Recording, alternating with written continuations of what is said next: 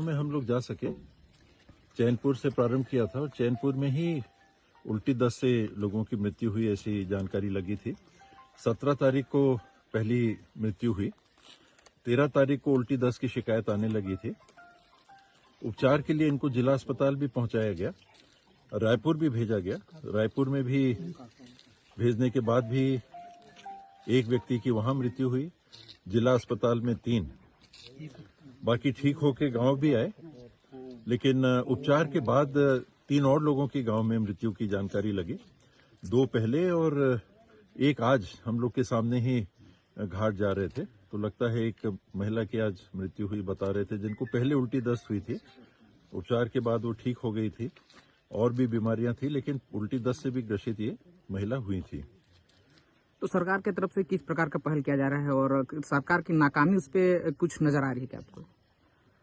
नाकामी यानी समय पे पहल होना इसमें जरूरी होता है और प्राथमिक स्तर पे हमारी मितानिन बहनें जो हैं ये तत्काल उनको जानकारी आगे देनी चाहिए। मैंने पूछा भी तो उन्होंने कहा हमने दूसरे दिन ले जाके जिला अस्पताल पहुंचा दिया था, लेकिन किन्हीं कारणों से उनको बचाया नहीं जा सका। और आगे के लिए भी मेडिकल कॉलेज की टीम एक आनी चाहिए, उच्च स्तर के विशेषज्ञों की टीम, और उनको वहां के स्थिति का जायजा लेना चाहिए। पानी इत्यादि और भी कोई बातें हैं, विसरिया भी इन लोग का लिया होगा, मैं समझता हूं जांच के लिए उन्हें जरूर भेजा होगा। तो जांच में क्या पाया गया उसमें फिलहाल मुझे हैजा जिसको कहते हैं उसकी स्थिति तो नहीं दिख रही, उल्टी दस्त की स्थिति दिख रही है, क्योंकि 2 घर पास पास के उन्होंने बताया। बड़कापारा जो चैनपुर का बड़ा एक मोहल्ला है, बड़कापारा के ही लोग ग्रसित हुए हैं। तो पानी का सैंपल गया है, उसका क्या रिपोर्ट आता है, लगातार 3 दिन में 4 दिन में पानी का सैंपल लेते रहना चाहिए और उसको जांच के लिए भेज के जो स्थिति है कि कोई बैक्टीरिया तो नहीं, ऐसा कोई और बात तो नहीं है, उसको देखते रहना चाहिए। क्षेत्र के दौरे में और कुछ ऐसे विषयों पर चर्चा हुई, ग्रामीणों का जो शिकायत था, जो कुछ बड़ी शिकायतों में राशन वितरण में जो राशन दुकानदार हैं उनको बड़ी दिक्कत जा रही है।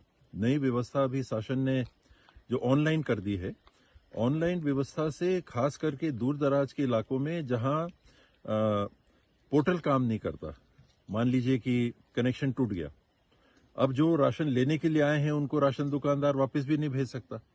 उनको अगर अंगूठा लगा के दे भी दिया या उनको कहा कि अच्छा आप इतने दूर से आए हो, राशन ले जाओ और फिर आ जाना, अंगूठा लगा देना, हम बाद में चढ़ा देंगे, तो वो भी नहीं हो पाता। 1 बार 2 बार 3 बार कितने बार अप डाउन लोग करेंगे, तो एक ये समस्या आ रही है। दूसरा, लखनपुर के मेरे पास प्रतिनिधि आए थे, राशन दुकानदार भी आए थे, उन्होंने कहा वहां 74 दुकानों में से 70 दुकानों में शॉर्टेज है।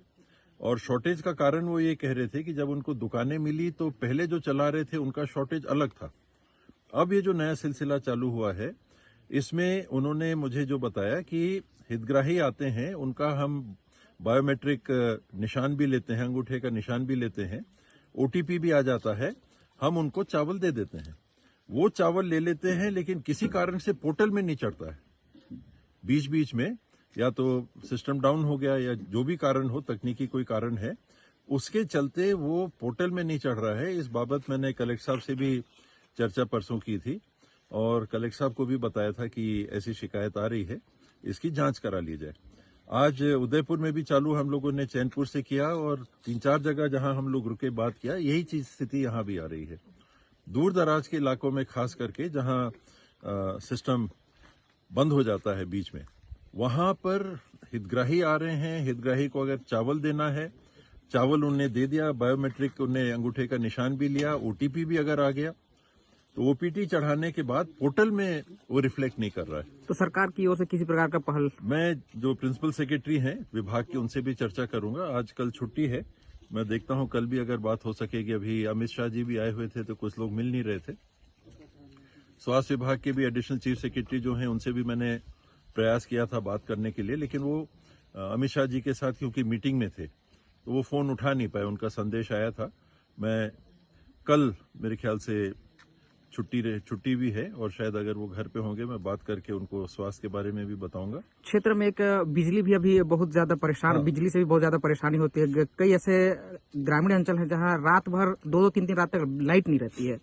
इसमें अंबिकापुर से हम लोग इस बात को सुन रहे हैं कि बिजली की दिक्कत जा रही है, बिल ज्यादा आ रहा है, बिजली कटौती ज्यादा हो रही है। ग्रामीण क्षेत्र में जैसे आए तो ग्रामीण क्षेत्र में भी चैनपुर में तो ज़्यादा ये बात नहीं आई, थोड़ी सी बात आई थी, लेकिन कंवलगिरी में भी आई, कूदर बसवार में काफ़ी ये बात आई, और फिर आगे गए तो वहाँ तो बहुत लोग परेशान हैं, कह रहे हैं 6-7 दिन से तो बिजली ही नहीं है। तो काफ़ी समस्या में लोग हैं बिजली को लेकर भी। तो एक स्वास्थ्य के उपचार के लिए, दूसरा राशन का और बिजली का।